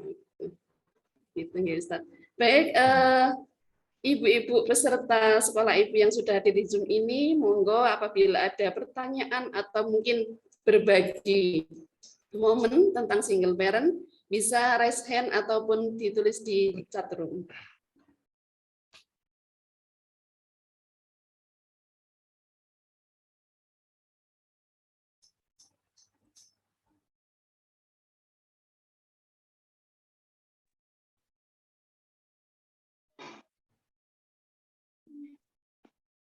Mungkin bisa jadi kondisi single parent juga tidak dipicu oleh 4 hal tadi nggih Ustadz, mungkin karena peran nih, bisa jadi mungkin peran walaupun mungkin pasangan ada tapi mungkin peran yang lebih menonjol mungkin pada ibu begitu. Kemudian peran ayahnya kurang, itu bagaimana Pak? Ustadz, apa juga termasuk single parent nih? Jadi kalau di definisi tentang single parent tadi itu kan memang bisa multi interpretasi ya Ustazah ya. Misalnya saya share ulang ya ini ya. Saya share ulang Ustazah ya. Yang pertama tadi yang disebut dengan single parent itu kan one person managing the affairs of family without the benefit of a partner. Tanpa ada keuntungan dari adanya pasangan ya. Jadi pasangan itu nggak memberikan benefit ya. Nah ini kan macam-macam ya. Berarti kan bisa, kata kuncinya kan ada benefit nih. Kalau misal ya jelas kalau meninggal jelas nggak mendapatkan apa-apa ya, berpergian jauh juga begitu. Terus apa namanya, bercerai juga akhirnya nggak mendapatkan apa-apa. Tapi misalnya tidak bercerai, tidak ditinggal pergi, tidak tinggal mati ya, tidak bercerai atau cerai hidup atau mati, kemudian ditinggal kerja, terus kemudian apalagi tadi itu satunya mati ya, ditinggal meninggal itu, bisa nggak keadaan misalnya ada sih pasangan tapi dia nggak mendapatkan benefit dari partnernya, apakah yang bisa dikatakan single parent? Bisa jadi secara fungsi single parent, tapi sebenarnya itu mungkin debatable menurut saya, nanti ini saya masih belum dapat referensinya ya. Tapi bisa saja karena tidak ada benefit yang ia dapat, dia seolah-olah seperti single parent kan begitu. Karena kan gambarnya single parent tadi itu kan bisa saja dia masih tetap punya pasangan, ya kan? Tetap pasangan sah itu ya, tapi kan cuma dia harus dalam jangka yang cukup lama ya tidak dibersamai oleh apa namanya pasangannya kan begitu. Bisa jadi juga berarti kalau itu dia bersama pasangannya tetapi pasangan atau suaminya itu tidak banyak berperan, dia sendiri yang berperan. Itu bisa ya, seolah-olah dia menjadi seorang single parent begitu ya. Nah, kalau seperti itu, maka sebenarnya masalahnya bukan single parent ibu itu, tapi kalau saya melihat itu masalah lebih ke masalah pengasuhan ya, parenting. Tidak hadirnya ayah tadi itu. Maka saya lebih cenderung untuk coba ini bentar ya, stop saya dulu bentar. Bentar, website-nya di sini. Mohon bantuan host untuk menonaktifkan mikrofon. Oke. Stop saya dulu. Oke. Iya. Ya, jadi seperti itu. Saya lebih kata Bu Rizam nih, ayah ada, ayah tiada gitu, Ustaz. Iya, ayah ada dan ayah tiada. Tiadanya ayah. Jadi yang oleh Bu Eli Risma disebut father hungry atau ayah siapa? Ayah Hirwadi ya disebut father hungry itu loh. Untuk saat ini ada chat lewat WA saya pertanyaan. JJ. Apa yang bisa dilakukan orang sekitar jika ada saudara tetangga yang single parent? Pertanyaan pertama itu. Kemudian yang kedua, apa yang perlu disiapkan jika hal tak terduga terjadi sehingga harus jadi single parent? Iya. Jadi tadi sempat saya singgung sedikit ya, bahwa sebenarnya tentang single parent itu nanti bisa mengarah munculnya konsep-konsep tentang keluarga ya. Ada namanya blended family ya, blended family. Jadi kan ada single parent family, nanti ada blended family. Blended family itu berarti adalah keluarga yang campur. Yang dimaksud di sini adalah ketika nanti ada kejadian orang tua pasangan bapak ibu kemudian tidak ada satu pasangan, ya itu tadi menjadi sendirian atau tunggal, kemudian anaknya itu diasuh bareng-bareng ya, diasuh bareng-bareng oleh ayah ibunya atau saudara-saudaranya. Nah, kalau yang blended itu disebutkan sih ayah ibunya ya, mertuanya, maksudnya diasuh oleh mertuanya atau ayah ibunya, diasuh bareng-bareng. Itu blended family. Sehingga kalau pertanyaannya tadi itu berkaitan dengan apa yang bisa dilakukan oleh lingkungan ketika menghadapi single parent, ya berarti kita bisa lihat dari sini tinjauannya adalah tinjauan support system, ya, karena dimungkinkan adanya pengasuhan bersama. Sehingga kalau misalnya ada single parent, maka keluarga besarnya, lingkungan masyarakat, mungkin familinya, tetangganya, yang tetangga itu ada lagi, saya tadi itu apa ya, belum selesai membaca literaturnya. Cepet-cepetan tadi dalam waktu sejam tadi itu ya. Itu ada ya tentang bagaimana nanti support itu diberikan oleh masyarakat. Artinya single parent itu orang tua tunggal itu, pengasuhan tunggal itu nanti disupport oleh masyarakat. Ada sistem supporting ya. Terutama ini kan kaitannya nanti misalnya dengan masalah finansial kayak begitu ya. Jadi barangkali ini nanti yang perlu dikembangkan terus nih, bayangan saya kayak misalnya dulu misalnya menangani janda dan anak-anak mereka itu ada satu santunan khusus ya untuk yang seperti itu, support dari masyarakat. Kayak begitu, kalau masyarakat. Tapi kalau misalnya di situ ada keluarga besar, maka ya sebaiknya diusahakan support terhadap yang single parent itu. Nah, itu. Terus kemudian tadi yang berikutnya adalah gimana, Ustazah, pertanyaannya? Apa yang perlu disiapkan ya? Apa yang untuk misalnya mengantisipasi itu? Ya, memang sebenarnya ini kan kayak situasi ya. Kalau misalnya ini kasus perceraian ya, kasus perceraian. Kalau dalam agama kita tuh perceraian itu katanya kan pintu darurat kan begitu ya. Pintu darurat. Jadi menurut saya dengan logika kayak begini ini, kondisi seperti ini sebenarnya kondisi yang tidak diinginkan toh.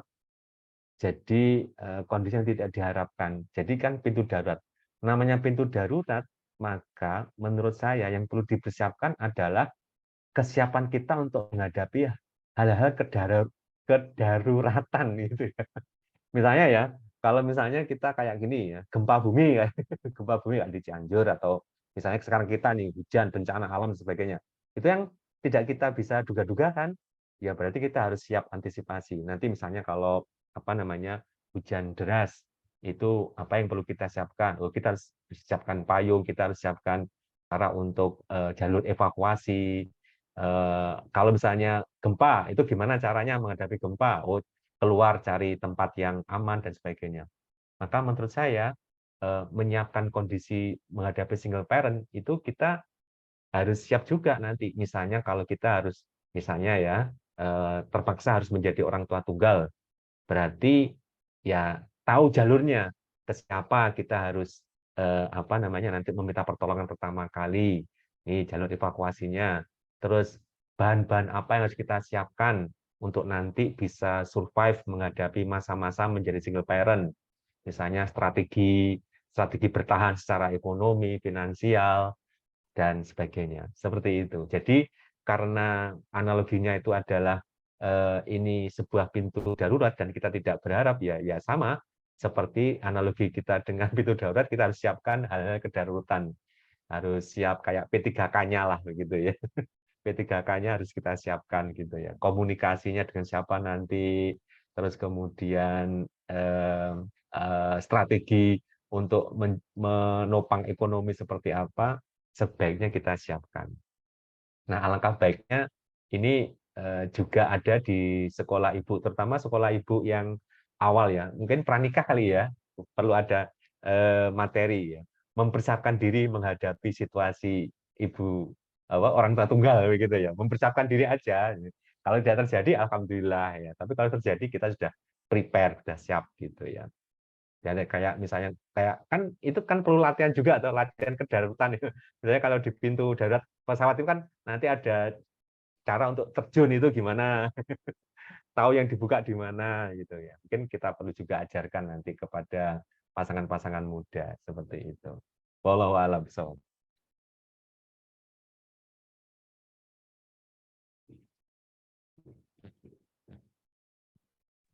Matur suwun Ustadz atas pencerahannya.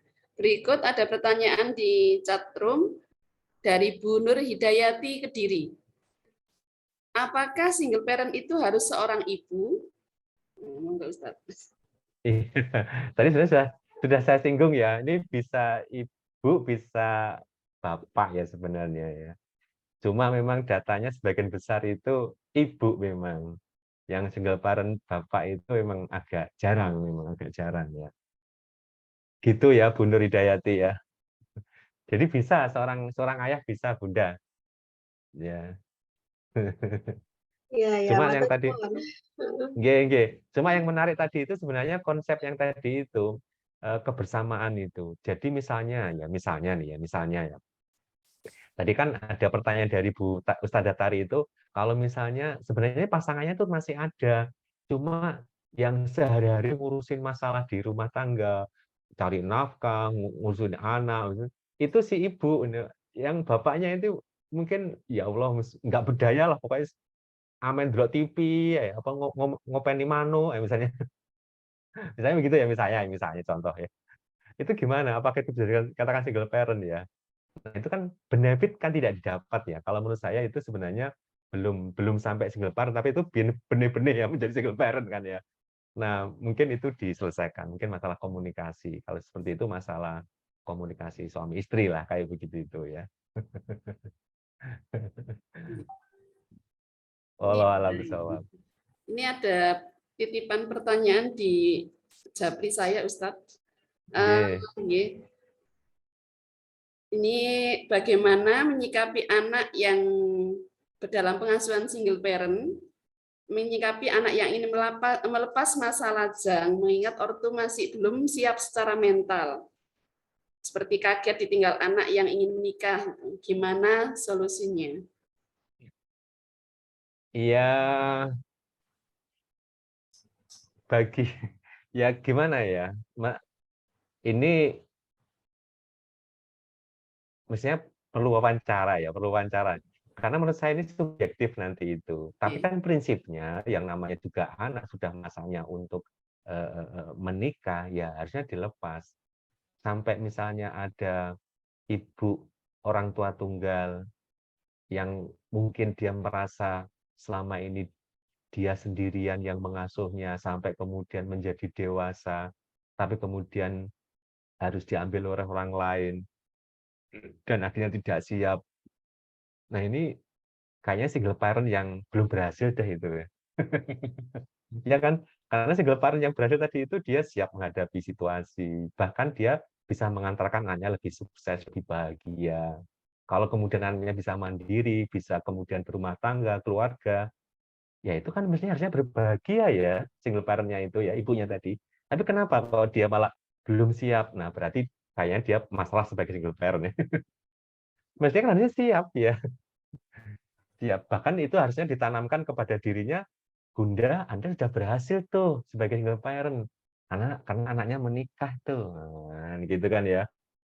Nah, itu dia harusnya merasa bangga ya. Tapi kenapa nggak bangga? Mungkin ada sesuatu. Itu kalau menurut saya itu tinggal masalah psikologis ya. Mungkin attachment ya, kedekatan yang dibangun ketika dia menjadi single parent, kayaknya ada sesuatu yang kurang pas. Bahwa dia mengasuh anaknya, tumbuh, kembang, menjadi dewasa, menjadi dewasa, kemudian mandiri, itu harus disadari sebagai bagian dari tugas dia sebagai orang tua harus tetap berjalan.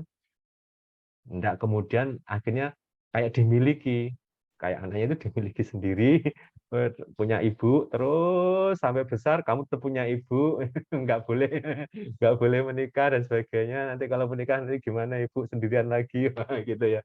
Nah itu berarti dia belum siap ya kayak begitu. Kayaknya perlu ada konsultasi khusus lah ya kepada ibu yang seperti itu, single parent yang seperti itu. Seperti itu Ustaz Hatari menurut saya. Nggih.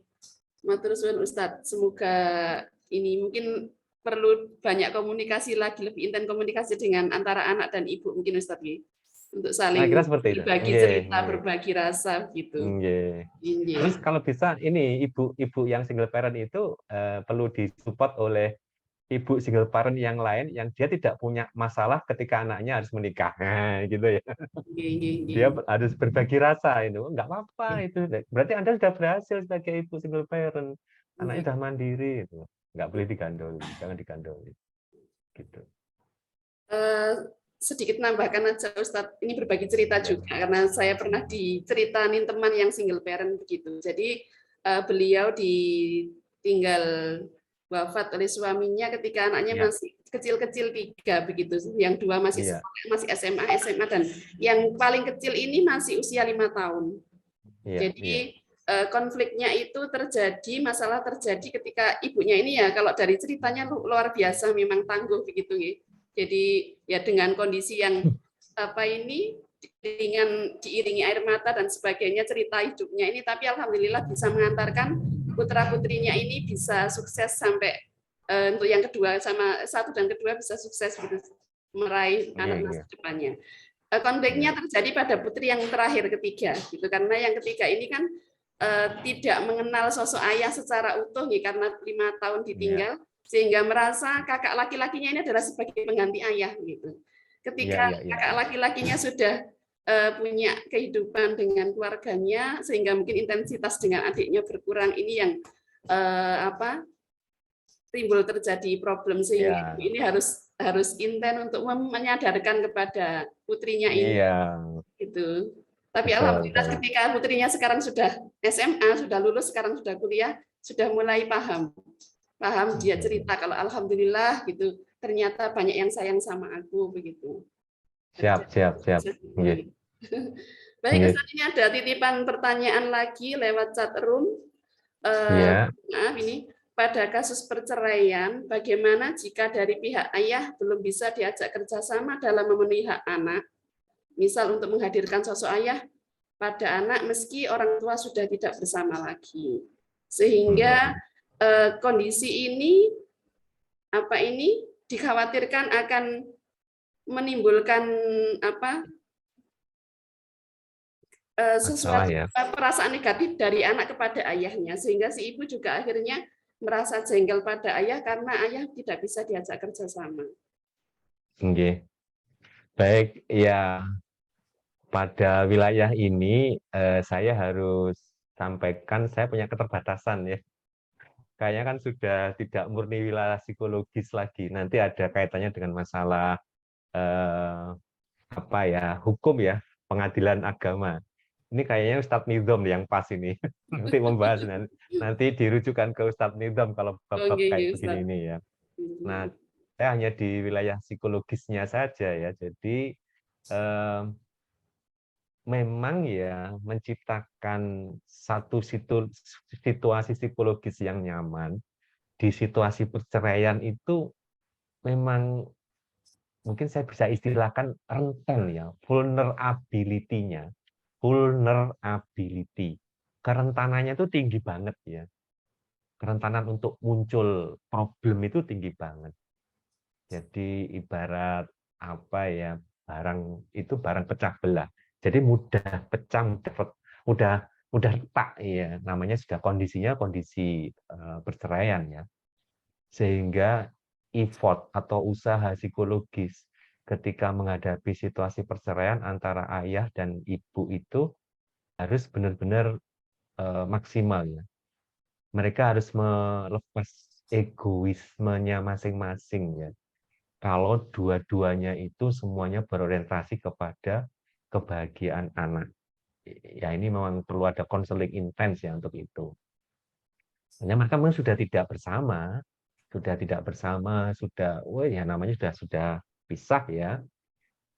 Tetapi kalau mereka punya kesadaran tentang anak mereka harus tetap tumbuh dan kembang dengan baik, maka mereka kan pada saat ketemu di depan anak atau di hadapan anak, tentu harus menyampaikan semuanya dengan apa adanya, dijelaskan dengan baik-baik tentang kondisi yang mereka alami, dan memberikan harapan kepada anak mereka secara lebih positif. Misalnya dijelaskan kenapa ayah dan ibu harus melakukan hal ini, berpisah seperti ini, karena apa. Penjelasan yang bisa dipahami dan diterima oleh kedua belah pihak, dan anak bisa memahami, dan kemudian memberikan harapan kepada anak. Ananda, kalian, Ananda harusnya begini, ikut sama ayah begini, ikut sama ibu begini, dan seterusnya. Itu kan butuh kondisi psikologis yang mantap ya, dari kedua pasangan ketika dalam kondisi perceraian. Nah, jika tidak mampu, kalau dalam agama kita, ya akhirnya kita minta bantuan pihak ketiga kan, yang ini sudah kita bahas di bulan yang lalu ya. Jika ada masalah ya nggak sanggup, karena memang berat kondisi psikologi seperti itu, kita minta bantuan pihak ketiga untuk melakukan hal tadi itu, komunikasi yang tadi. Wallahu alam. Ngaten Bu. Ngapunten Ustadz, ketika mungkin kondisi perceraian itu terjadi pada usia anak-anak masih usia belum remaja begitu, kira-kira secara psikologis usia berapa anak-anak ini siap untuk dijelaskan tentang kondisi ortunya? Ya, jadi kalau menurut tahapan perkembangannya, mungkin barangkali di sini beberapa ada teman di pendidikan atau di teman psikologi, itu mengenal tahapan perkembangan emosional ya. Ada tahapan perkembangan emosional, psikososial, dan tahap perkembangan kognitif. Nanti kita bisa lihat dari tahapan perkembangan kognitif. Kalau misalnya anak-anak usia 2-4 tahun itu masih belum bisa diajak berpikir abstrak ya, 2-4-6 tahun ya. Sampai kelas 1 SD itu kan belum bisa ya diajak berpikir abstrak ya. Artinya berpikir abstrak itu menjelaskan situasi perceraian ini dipahami sebagai sebuah fakta atau realita itu sulit mereka memahaminya dengan penjelasan yang bisa dipahami oleh mereka ya. Jadi apa ya? Kita perlu ini ya, kita perlu untuk kembali tadi itu melihat karakteristik perkembangan anak itu. Jadi kalau pertanyaannya Ustazah itu di usia berapa, itu kita kaitkan nanti dengan ciri-ciri tahapan perkembangan itu. Dan secara umum ya usia sekitar 2-4-6 tahun itu masih belum terlalu paham ya. 2-4-6 tahun itu belum terlalu paham. Sehingga cara menjelaskannya ini memang agak susah ya tentang fenomena perceraian itu ya. Sehingga disarankan biasanya kalau anak sosial itu ketika orang tuanya mengalami perceraian itu ya diasuhkan atau dititipkan atau tidak dilibatkan dalam konflik ya antara orang tua itu. Seperti itu. Karena mereka akan belum bisa memahami kondisi seperti itu. Sehingga yang ia tangkap itu hanya kebingungan ya, pada kebingungan apa yang sedang terjadi. Karena memang otaknya atau cara berpikirnya memang belum mampu ya untuk memahami, menerjemah, mencerna situasi itu. Sehingga yang terjadi itu kebingungan, kecemasan, why seperti itu, kenapa seperti itu, dan kebingungan, kecemasan itu menjadikan tidak nyaman psikologis, dan kalau dia tidak mendapatkan penjelasan yang baik, ya itu akan berdampak nanti munculnya masalah-masalah emosi kan, masalah emosi, masalah perasaan, kegelisahan, dan itu akan berdampak kepada masalah perilaku, kekecewaan, ya frustasi kepada situasi, kepada ayah bundanya. Itu kalau di usia-usia 24 tahun. Kalau di usia-usia sudah masuki katakanlah remaja awal atau anak akhir ya, masa anak akhir, usia 12 tahun, SD, SMP, itu mulai bisa diajak komunikasi. Dan cara komunikasinya dengan misalnya mempertanyakan apa yang dipahami anak atas situasi ini. Apa yang kalian pahami atas situasi ini. Kadang-kadang ketika ditanya sebenarnya apa yang Anda harapkan atas ayah dan ibu, saya berharap ayah dan ibu begini, ayah berharap ayah dan ibu begini. Nah, itu berarti dia sudah bisa mulai memahami situasi. Nah, kayak seperti itu baru kita biasa ajak komunikasi secara serius untuk menjelaskan situasi yang dihadapi oleh orang tuanya. Kayak begitu. Kemarin saya ada acara parenting ya ke anak-anak MTS Madrasah Sanawiyah. Itu kelas 9. Oh, kelas 9 itu berarti usia berapa? Usia 12, 13 ya. 13, 14 tahun ya. Nah, itu mereka sudah, wah curhatnya sudah luar biasa tentang kondisi orang tuanya. Dia sudah mulai paham tentang kondisi orang tuanya. Harapan orang tuanya untuk aku dan sebagainya itu sudah muncul. Kayak gitu, Ustazah. Iya, cukup rumit juga Ustadz nih. Iya, iya. Memprihatinkan nih. Saya sendiri juga pernah Ustadz mendampingi wali murid. Siswa saya kelas 2 SD, wali muridnya teman saya sendiri, saya mendampingi ke PA waktu itu, menemui Ustadz Nidom kebetulan prosesnya itu. Dan ketika saya komunikasi dengan anaknya ya agak sulit begitu, karena ketika diajak ngomong itu, dia bilang, Mama sama papaku sudah nggak sarumah, Bu, tapi aku pengen mama sama papaku tetap bersama. Begitu. Menjelaskannya sulit sekali, saya sebagai orang luar itu mau ini juga kesulitan gitu. Iya, kalau masih SD susah. Berarti mungkin yang bisa dilakukan sementara ya seperti yang disampaikan di slide-nya Ustadz tadi, gitu, kalau dalam kasus perceraian antara orang tua harus tetap menghadirkan figur keduanya di hadapan anak. Begitu, Ustadz. Oke, kira-kira seperti itu. Komunikasi yang jelas, menjalin komunikasi dulu, Ustadz. Matur suwun sangat Ustadz pencerahannya. Monggo Ibu-ibu ada yang ditanyakan lagi?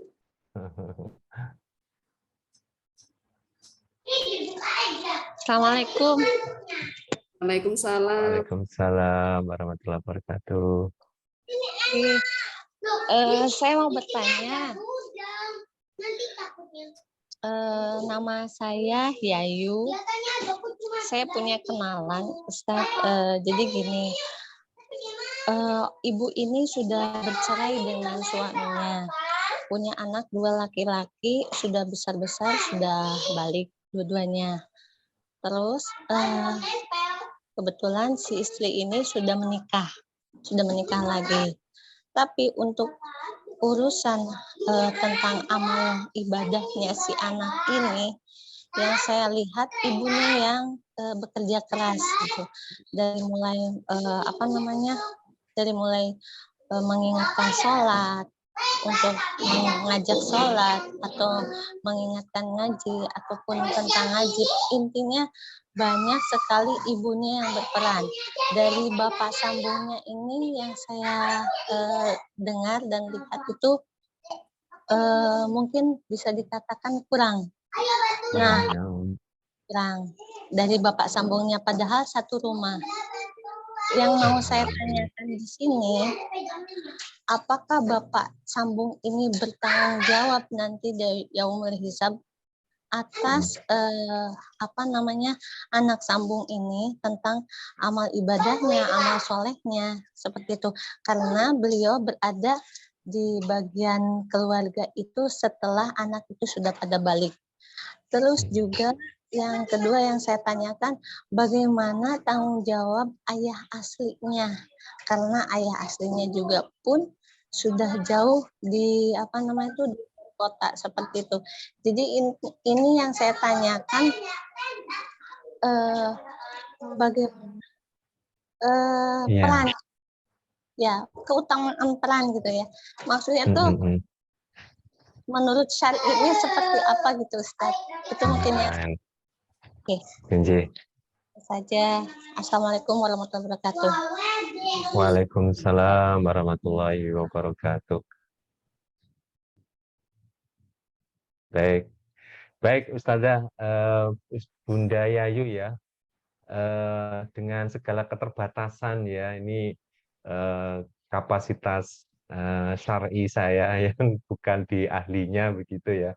Nanti mohon maaf kalau misalnya ini masih ada koma begitu ya, masih ada lanjutannya. Saya hanya melihat dari aspek sisi psikologisnya. Em, jadi begini, ketika apa ya, eh,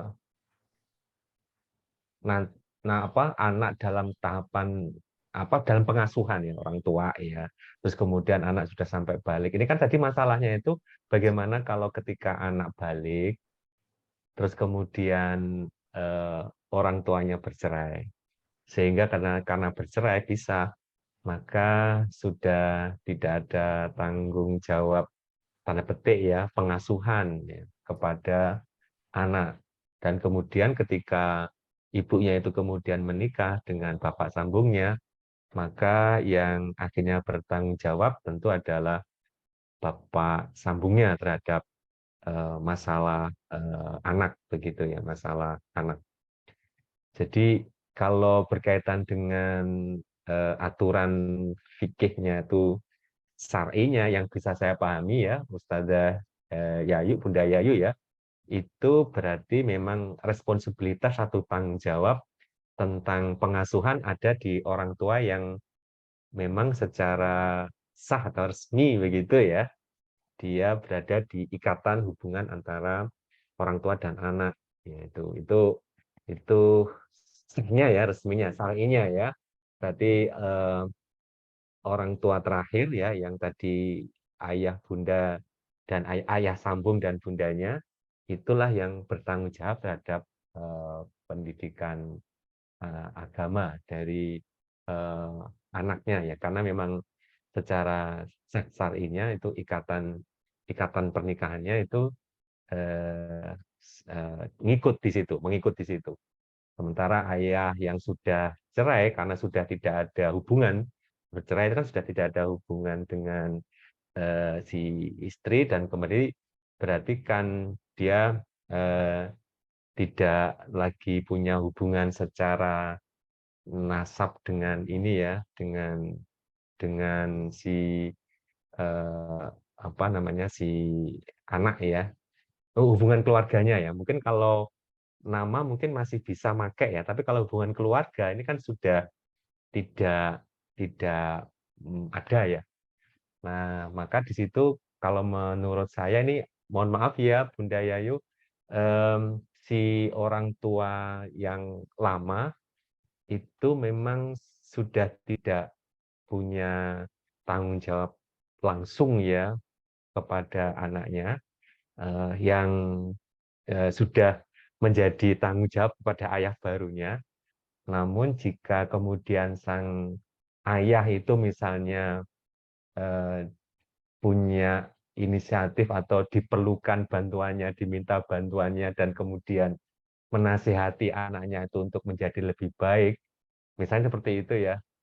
Dan itu tadi termasuk komunikasi yang sebaiknya dilakukan oleh orang tua yang bercerai gitu ya, tetap menjaga hubungan baik dengan mantan begitu ya.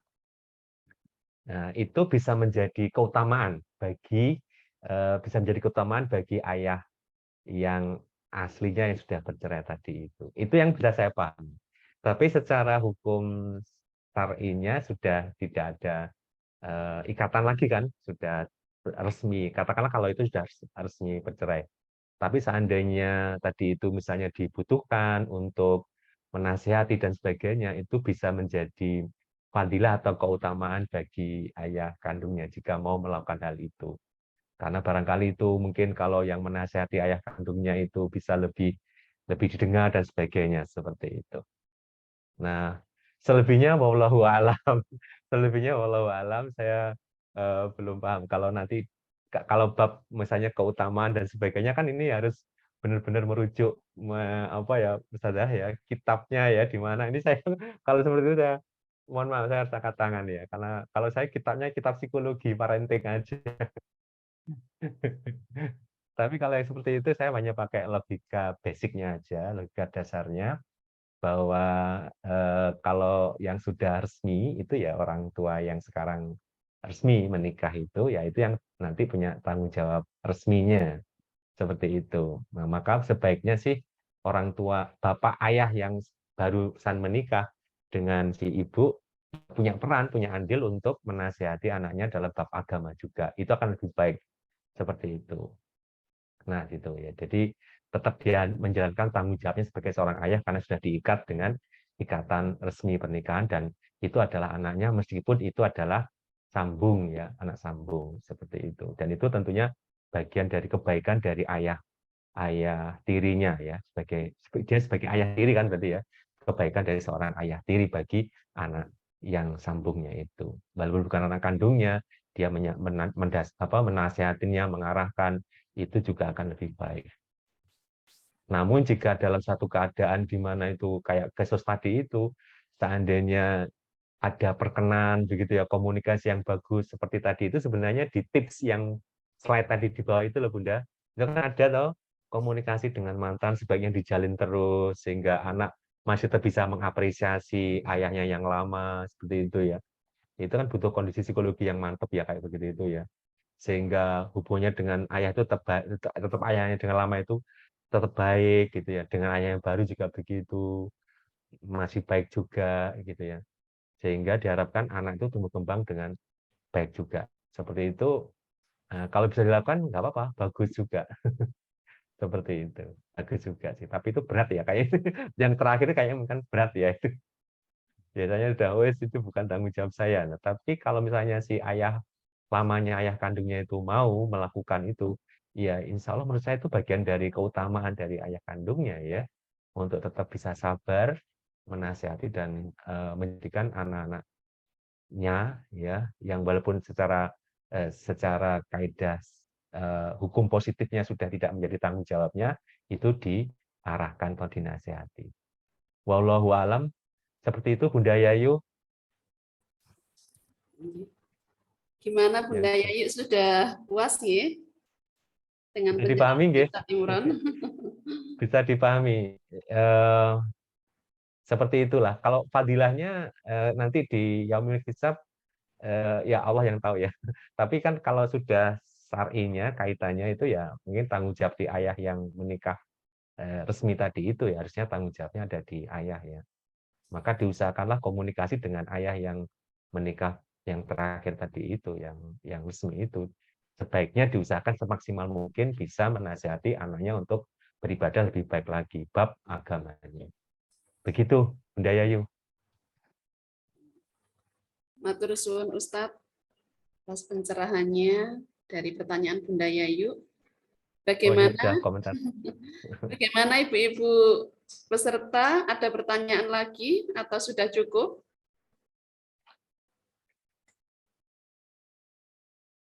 Baik, sebelum kegiatan berakhir, saya umumkan pada ibu-ibu peserta sekolah Ibu Kota Pasuruan bahwa besok kita ada agenda kajian fikih nisa ya, fikih nisa di aula SMP IT Binaan Cendekia jam 8 pagi. Monggo ibu-ibu bisa hadir, acaranya offline. Insya Allah materinya menarik ini bagi ibu-ibu sekalian. Ya. Mohon doanya Ustadz, semoga acara kita besok lancar gitu. Ini acara Amin, dari amin. Bina Keluarga Muslimah IKADI Ustadz, kerjasama dengan Oh, Muslimah. Ini. alhamdulillah. Barakallah, barakallah. Game mudah-mudahan lancar semuanya. Amin, amin. Berikutnya Ibu-ibu serta jangan lupa insya Allah kita akan agendakan kopdar di bulan Desember, tanggal dan waktunya nanti menyusul infonya, dan siap-siap kita insya Allah juga akan melanjutkan kegiatan Sekolah Ibu 43.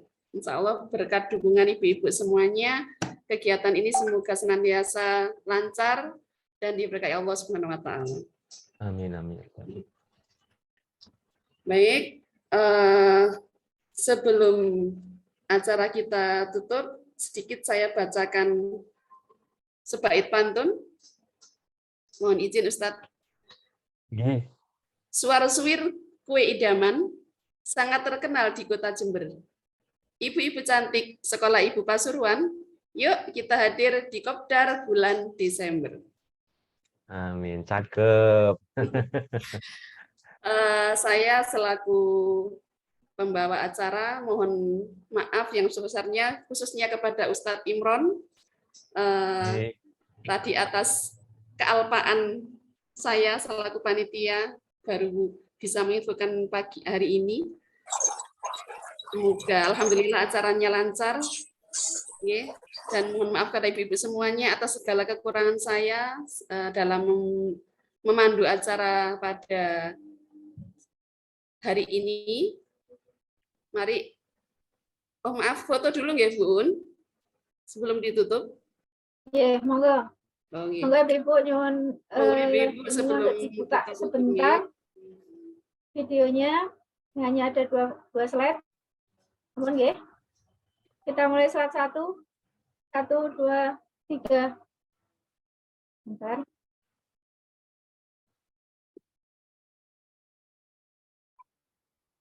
Berikutnya slide 2. 1, 2, 3. Terima kasih.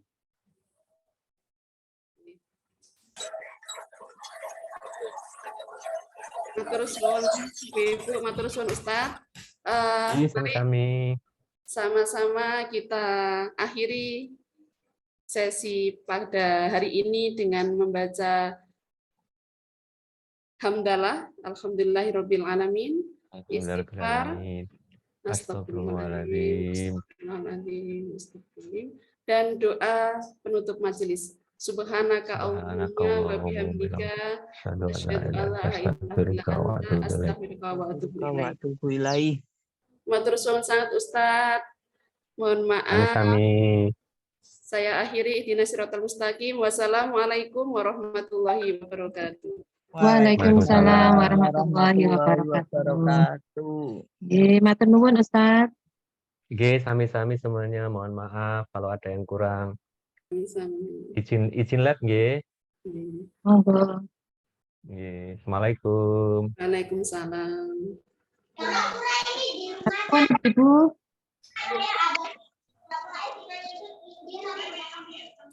Mugi-mugi sedaya diparingi sehat ya Ibu. Nanti kita ketemu besok pagi dan ketemu lagi di Kopdar bulan Desember. Amin ya rabbal alamin. Besok acaranya di masjid nggih, Bu Un? Di aula, Bu. Oh, di aula, di aula.